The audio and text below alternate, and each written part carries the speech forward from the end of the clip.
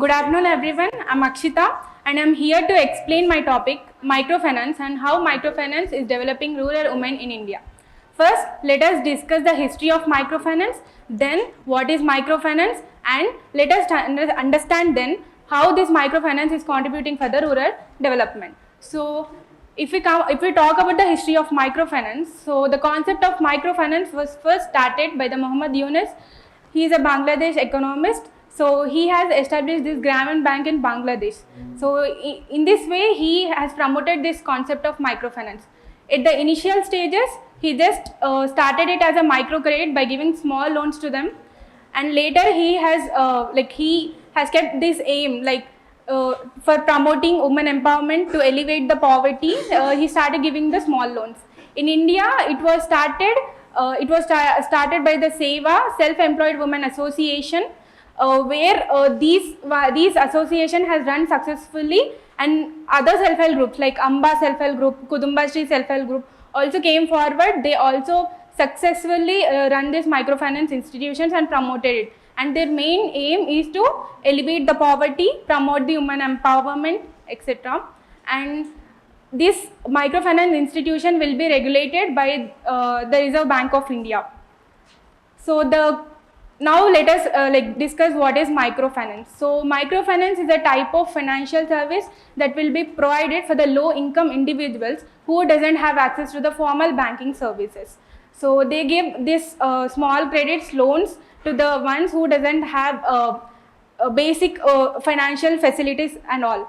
And we have also have this components like micro saving, micro loans, micro leasing, etc. And these are some components of the microfinance. So generally we observe that the people, especially from the rural areas, they don't go to the bank directly because they are afraid of the banks first, and it involves a lot of process to get the loans. And actually the rural people require is the collateral free loans.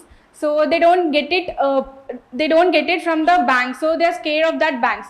So they don't immediately go to the banks, they go to the money lenders, take the loans for a very high interest rate, and they'll get tapped into this vicious cycle. So here where the microfinance will come into the picture, where it will provide the loans at a very low interest rate, where a common man can repay the loans.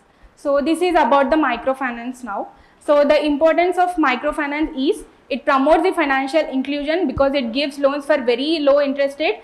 A common man can also pay it, and it also helps. It also gives loans to expand their business, and also it promotes the women empowerment. As studies says that the more ones who take this microfinance is the woman, because we all know that women are selfless.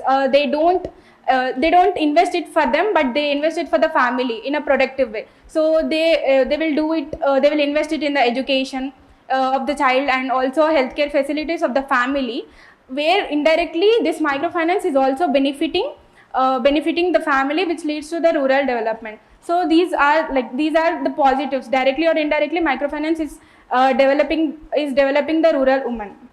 And now microfinance also elevates the poverty because it gives and expands the loans at any time, and it also provides certain savings to them, gives insurance to them at unfortunate situations, etc. Now let us discuss about the topic how this microfinance is developing rural women in India. First, let me ask this question: why women need microfinance? Women require microfinance. So there are certain factors where women don't even participate in the socio-economic and political activities because of these factors, especially for rural women. And these factors include the patriarchal mindset of the society, and women are expected to do only the household work. And also the women, they don't even go freely outside and take these loans. So these are some factors. So here again microfinance will help them to take the loans, which will improve their lifestyle. And the positive impacts of the microfinance on the women, it gives financial independence to them, because as it gives loans to them, they will expand their business. They will start investing in the entrepreneurship, where it promotes the women entrepreneurship also. And it also promotes the women empowerment. And if women gets this financial independence, the women will participate in the decision making also, where the voice of the woman will rise.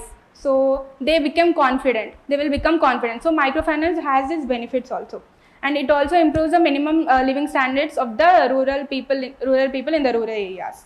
And now there are many self-help groups who have came forward and supported this microfinance, but I have took only two because all are similar. I have took the two important ones here, the Kudumbashree and the Amba self-help group. So Kudumbashree, when Kudumbashree self-help group was first initiated in 1998 by the Kerala government. So the main aim of this is to elevate the poverty, to promote women entrepreneurship, promote the women empowerment. And this Kudumbashree self-help group also worked on the projects like it worked on the women's savings, income, their education. It started providing education facilities to the women also, and it also helps the women to take part in the local governance, and it also helps where they will participate in the socio-economic and political activities in the villages. And the Amba self-help group is not only for the women but also for the children and the youth also. So it will empower the youth, the children, and also the women to take part in the socio-economic and political activities. So there are also certain initiatives where our government is promoting the women empowerment, the women entrepreneurship. So Mudra Yojana scheme. So it will give loans up to 50 lakhs for the women, where they can start their business. And Stand Up India, which was introduced in 2016, it will also promote the women empowerment. It will encourage the women to make business, to start investing, where they have that financial stability and financial independence in them. And Mahila Saman scheme, where small savings for the women will be given to them. And Nari Shakti Vandan Adhinayam, where 1/3 of the seats are reserved for the Lok Sabha and Rajya Sabha in case of women. And now there are also certain challenges for the microfinance institutions, where women are where this microfinance institution services is not reaching for the women, and these include lack of infrastructure facilities, and people in the remote areas don't have this infrastructure facilities. The roads, they don't have proper infrastructure. So it is hard for the microfinance institutions to connect with them. So in this way, they're not rendering these services properly. And the second reason is the seasonal migration here. Because people in the rural areas, as we all know, they migrate from one place to another in search of work. So it will become hard for the microfinance institution to render the service. And also, it will also becomes difficult to the microfinance institution to track the clients who has took the loans at the interest rate. So it will take time for the loan repayment also. And it also promotes financial literacy and awareness, and also awareness, as we discussed in the positive. But in the reality, most of the rural women even doesn't know about the microfinance, the loans, what is interest. And this is also one of the reason why they are not getting this microfinance services.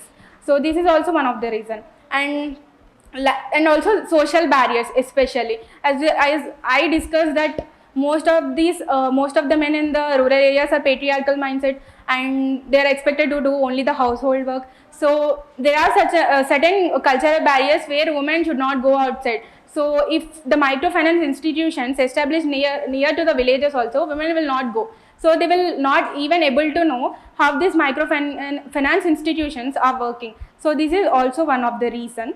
And lack of financial literacy and awareness is also one of the reason. Even though we have this many challenges in the microfinance institutions, it has created a large impact in matters of investment or in matters of empowerment of the women, etc. So microfinance has this impacts of both positive and negative, but positive has its more impact. It has created a lot which resulted in the rural development. Thank you.